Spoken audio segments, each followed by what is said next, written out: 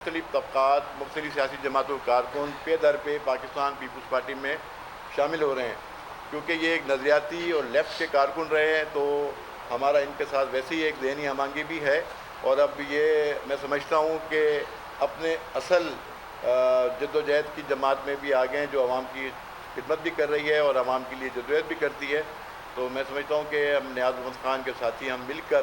اس شہر کی مزید خدمت کریں گے، اس شہر کے مسائل بھی حل کریں گے، اور ان کے آنے سے ہم انشاءاللہ گراس روٹ پہ اپنی پارٹی کو مزید مضبوط کریں گے مل کے ساتھ ساتھ۔ بہت شکریہ۔ میں گزارش کروں گا نیاز محمد خان صاحب سے کہ مختصراً اپنی بات کریں۔ اعوذ باللہ من الشیطان الرجیم، بسم اللہ الرحمن الرحیم۔ تمام میڈیا حضرات کو السلام علیکم، میرے ساتھ بیٹھے ہوئے سب شکریہ۔ آج میں پاکستان پیپلز پارٹی میں شمولیت کر رہا ہوں، اور ANP 40 سال زندگی ساتھ گزارا میں نے۔ آج پاکستان پیپلز پارٹی میں شمولیت کا اعلان کرتا ہوں اپنے ساتھی سمیت، اور انشاءاللہ تعالیٰ اللہ نے زندگی دی تو انسانوں کی خدمت کریں گے انشاءاللہ پورا کراچی کے شہر میں انشاءاللہ تعالیٰ۔ اور میں سید غنی بھائی کا،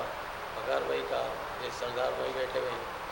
دین محمد بھائی بیٹھے ہوئے ہیں، سب کا شکریہ ادا کرتا ہوں۔ کچھ دوستوں نے بہت محنت کی، تو آج آیا وہ محنت ان کا رنگ لایا، آج یہاں موجود ہوں آپ لوگ پاس، اور انشاءاللہ تعالیٰ اس شہر میں ثابت کر کے دکھائیں گے، سب قوموں کو ساتھ لے کے چلیں گے۔ ترقی کا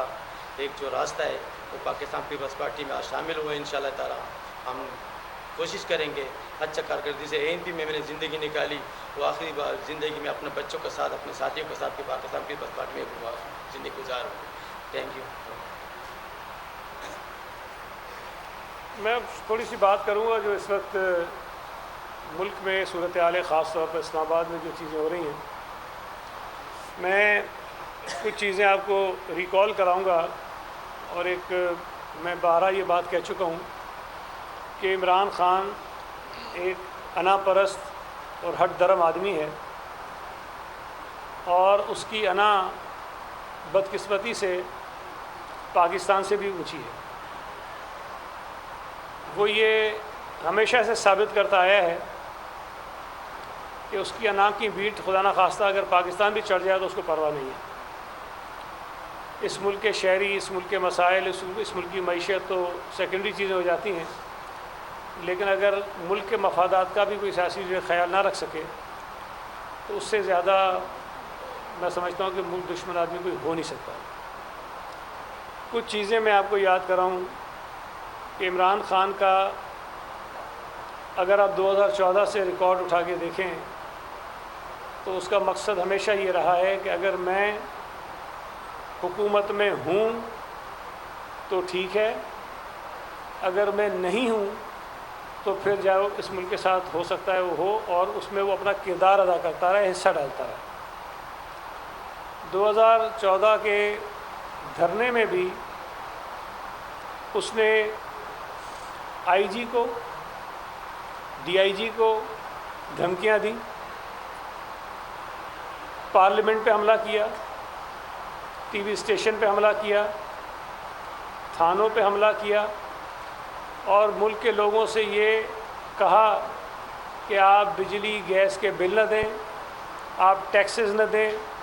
اوورسیز پاکستانیز کو یہ کہا کہ آپ اپنے جو ریمیٹنسز بھیجتے ہیں وہ بینکنگ چینل سے نہ بھیجیں۔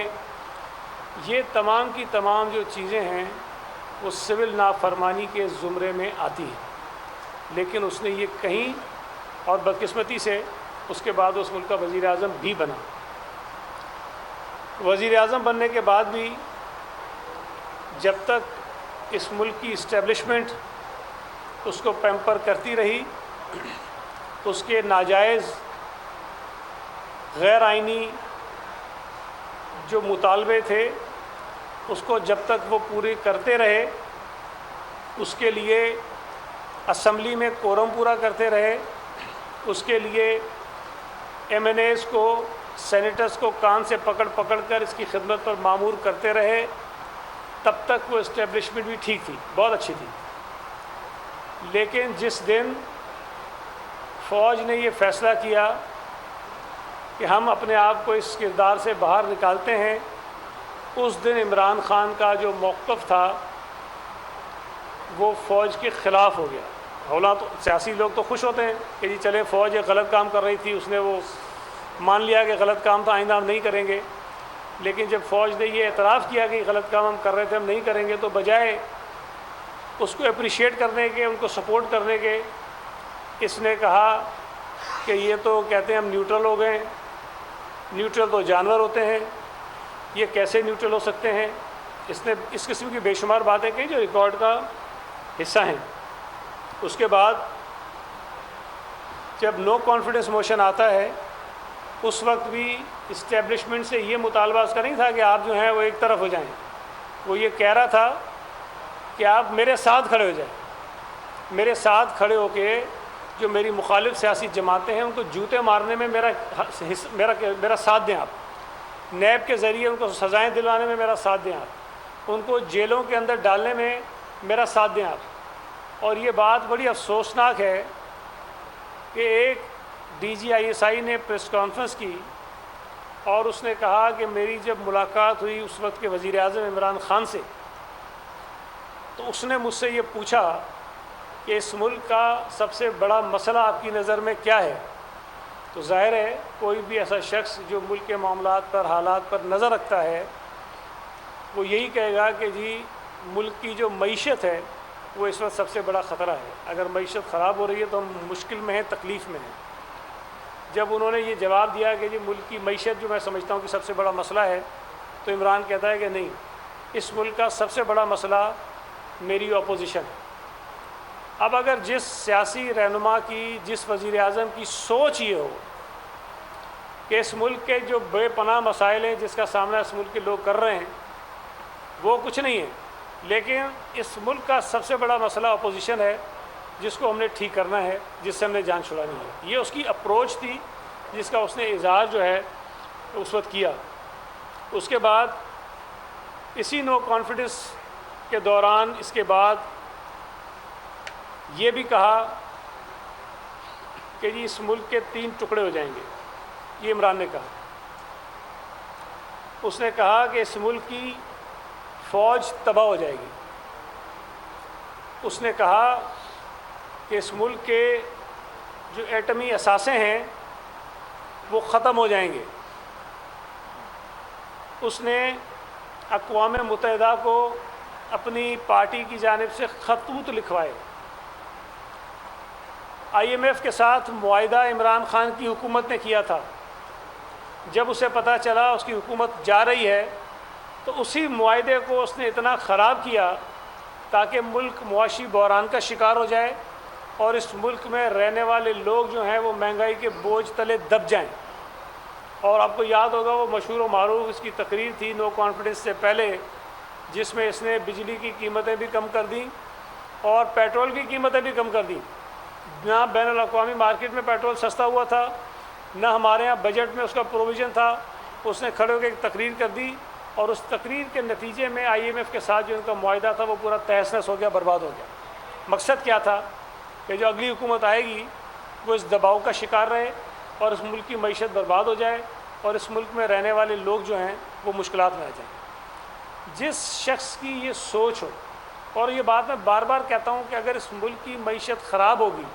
اس ملک کی معیشت پر دباؤ ہوگا، مہنگائی بڑھے گی، بے روزگاری بڑھے گی، بجلی کے قیمتیں بڑھیں گی، گیس کی قیمتیں بڑھیں گی، تو صرف عمران کے مخالفوں کے اوپر بوجھ نہیں آئے گا، وہ لوگ بھی جو آج عمران کے لیے سڑکوں پہ نکلتے ہیں ان کے اوپر بھی یہ مصیبت آئے گی، ان کی بھی بجلی مہنگی ہوگی، ان کو بھی مہنگائی کا سامنا کرنا پڑے گا۔ لیکن اس نے ان کی پرواہ نہیں کی، حرکتیں اس نے کی۔ پھر جب پی ڈی ایم کی حکومت آتی ہے 16 مہینے کے لیے، جب ہم دوبارہ آئی ایم ایف سے بات کرتے ہیں، مجبوری کی کوئی راستہ نہیں تھا، اس وقت بھی 2 صوبوں میں جہاں ان کی حکومت تھی وہاں حکومت سے انہوں نے خطوط لکھا آئی ایم ایف کو تاکہ وہ جو ایک معاہدہ آئی ایم ایف کے ساتھ ہونا ہے وہ معاہدہ نہ ہو سکے، اس کو انہوں نے خراب کرنے کی، برباد کرنے کی پوری کوشش کی، اس میں کوئی کسر انہوں نے نہیں چھوڑی۔ جہاں اس قسم کی روایات، اس قسم کے خیالات اس نے سب کے سامنے رکھے ہوں، جب حکومت میں نہیں تھا، الیکشن کمیشن ہو، عدلیہ ہو، پارلیمنٹ ہو، صحافی ہوں، ٹی وی چینلز ہوں، جس نے اس شخص سے اختلاف کیا اس نے انتہا کی حد تک جا کر اس کی تذلیل کی، اس کو دھمکیاں دیں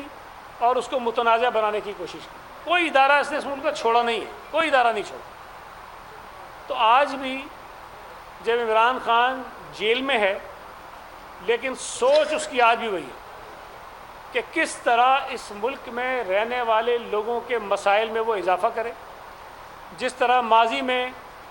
چائنیز صدر یہاں آ رہا تھا سی پیک کے لیے، انہوں نے دھرنے کا ڈرامہ کیا تاکہ وہ نہ آ سکے اور پاکستان کی معیشت کو کوئی سہارا نہ مل سکے۔ آج بھی ایس سی او کا جب اجلاس ہونے لگا ہے، جس کے ایک بڑا ایونٹ ہے جو پاکستان میں ہو رہا ہے، اس کو برباد اور تہس نہس کرنے کے لیے حالیہ دنوں میں انہوں نے دوبارہ نئے ڈرامے شروع کر دیے، اور مقصد صرف ایک ہے کہ کسی طرح سے یہاں جو غیر ملکی سربراہان مملکت پاکستان آ رہے ہیں، وہاں ایسی رپورٹس جائیں، وہاں ان کو یہ بتایا جائے کہ پاکستان اس قابل نہیں ہے کہ تم وہاں جا کر اس کانفرنس میں شریک ہو سکو۔ یہ مسلم لیگ نون کی حکومت کے خلاف نہیں، یہ شہباز شریف کے خلاف نہیں، یہ فوج کے خلاف نہیں، یہ عدلیہ کے خلاف نہیں، یہ اس ملک کے خلاف سازش ہے جو عمران خان کر رہا ہے۔ اگر اس کے جو فالوورز ہیں، اس کے جو ووٹرز ہیں، میں ہمیشہ کہتا ہوں کہ پولیٹیکل ورکرز کی ہم عزت کرتے ہیں، ہم ان کا احترام کرتے ہیں، ان کا یہ حق ہے، ان کا یہ رائٹ ہے کہ وہ جس لیڈر کو، جس جماعت کو اپنے نظریات کے قریب سمجھتے ہیں، اس کو یہ ووٹ بھی کریں، اس کو سپورٹ بھی کریں، اس کے جلسوں میں بھی جائیں، اس کے مظاہروں میں بھی جائیں، یہ کوئی بری بات نہیں۔ لیکن